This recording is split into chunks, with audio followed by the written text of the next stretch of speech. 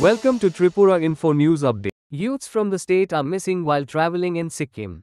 Their home is Kailashahar. Their car fell from a mountain into a river. A tourist car met with an accident on its way from Sikkim's capital Gangtok to Lachung. Among the 11 tourists were two youths from Kailashahar, Swapna Neel Dev, 26, and Devjyoti Dev, 25.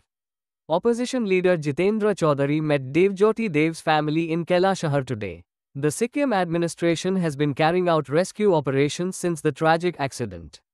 So far, 3 people have been rescued, of whom 2 are undergoing treatment and 1 is reported to have died.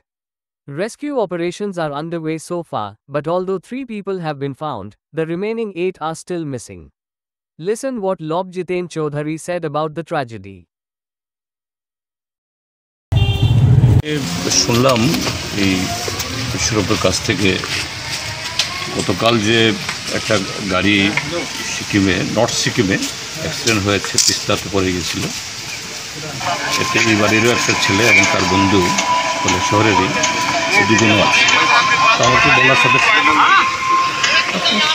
বলার সাথে সাথে আমি আমার বন্ধু এখানে আছেন সিকিমের প্রাক্তন সাংসদ, তার সাথে যোগাযোগ করি এবং তিনি আমাকে যে সিকিম গভর্নমেন্ট যে দিয়েছে ইনফরমেশন শিট এটা পাঠালো। দেখা গেল যে এই দুজন যুবকও আছেন, তো তারা খোঁজখবর নিচ্ছেন। তো এখন লেটেস্ট খবর জানালো যে এখানে যে কজন লোক ছিলেন গতকাল এই গাড়ির সাথে, গাড়িটা উদ্ধার হয়েছে এবং 3টা বডি উদ্ধার হয়েছে। তার মধ্যে একজন ড্যাড, বাকি 2জন মৃত্যুর সাথে পাঞ্জা করছে। হ্যাঁ, আর এই দুজন ডেথটা এরা না, এদের নাম নেই, এরা এখনও মিসিং, এদের এখনও পাওয়া যায়নি।